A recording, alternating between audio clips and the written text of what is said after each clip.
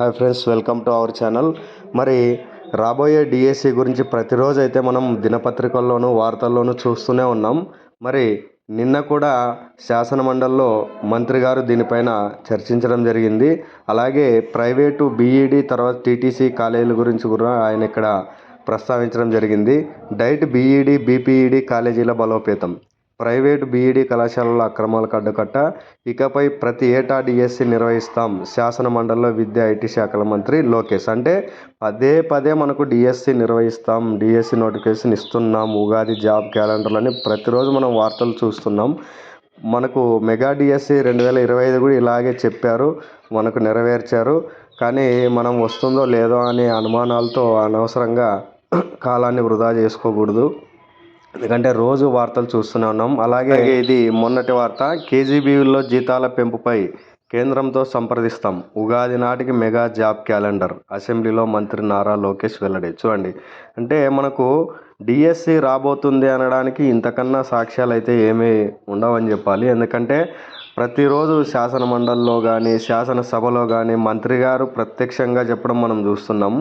ఎందుకంటే మనకి ఇవి రూమర్స్ అయితే కాదు, న్యూస్ పేపర్లో వచ్చే ఆర్టికల్స్ కాదు, స్వయంగా మంత్రి గారే ప్రస్తావించడం జరిగింది. ప్రతిరోజు కూడా డిఎస్సి గురించి చర్చిస్తున్నారు, మాట్లాడుతున్నారు. అలాగే మొన్న వచ్చిన పేపర్లో కూడా జాబ్ క్యాలెండర్కు తుది మెరుగులు, ఉగాదికి విడుదల చేసేందుకు సన్నాహాలు, కొలువుల ఖాళీలపై సర్కార్ కసరత్తు, శాఖలు విభాగాల వారీగా ఖాళీలు భర్తీకి చర్యలు, ఇప్పటి వరకు 1.14 లక్షల మంది ఖాళీల గుర్తింపు, జాబ్ క్యాలెండర్ను పర్యవేక్షిస్తున్న విద్యాశాఖ మంత్రి అని కూడా మనం చూడడం జరిగింది. అంటే డిఎస్సి నోటిఫికేషన్ గురించి మనం ఎక్కడెక్కడో అసలు రూమర్స్ నమ్మాల్సిన అవసరమే లేదు. స్వయంగా మంత్రి గారి నోటి ద్వారానే ప్రకటనలు వింటున్నాము. అలాగే ప్రతి జిల్లాలో కూడా వేకెన్సీ ఉండవని చాలామంది నిరుత్సాహానికి గురవుతుంటారు. ఇక్కడ మనకు డిఎస్సిలో అధిక పోస్టులు వచ్చేలా కృషి చేయాలి. కనిగిరి ఫిబ్రవరి. చూడండి, ఇక్కడ త్వరలో రాబో డిఎస్సి నోటిఫికేషన్లో ప్రకాశం జిల్లాకి అధిక ఉపాధ్యాయ పోస్టులు వచ్చేలా కృషి చేయాలని కోరుతూ స్థానిక శాసనసభ్యులు, జిల్లా తెలుగుదేశం పార్టీ అధ్యక్షులు డాక్టర్ ఉగ్ర నరసింహారెడ్డిని కలిసి డిఎస్సి అభ్యర్థులు శనివారం వినతిపత్రం ఇవ్వడం జరిగింది అని. అంటే ఆయా జిల్లాల్లో కూడా ప్రజాప్రతినిధులు కలుస్తున్నారు. అలాగే మేము కూడా రీసెంట్గా మంత్రి గారికి ఇవ్వడం జరిగింది, జిల్లాకు ఒక పేపర్ ఇవ్వండి, ఎగ్జామ్ పెట్టండి అని. అంటే రకరకాలుగా మనం వార్తలు రోజు డిఎస్సికి సంబంధించి చూస్తూనే ఉన్నాం.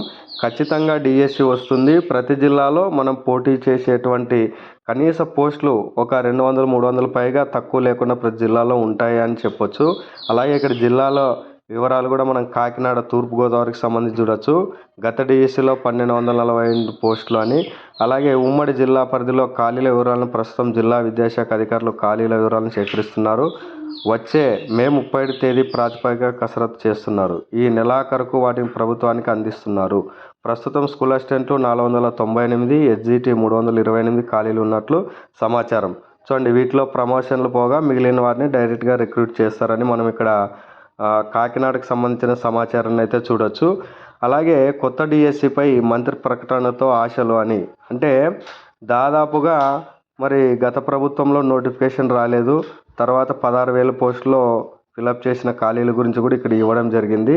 అలాగే మనకు విశాఖ జిల్లా పరిధిలో అనకాపల్లి, తర్వాత అల్లూరు జిల్లాలో ఖాళీలపై కూడా విశాఖ జిల్లా డిఓ ఆరా తీస్తున్నారని వార్తను మనం ఇక్కడ అయితే చూడొచ్చు.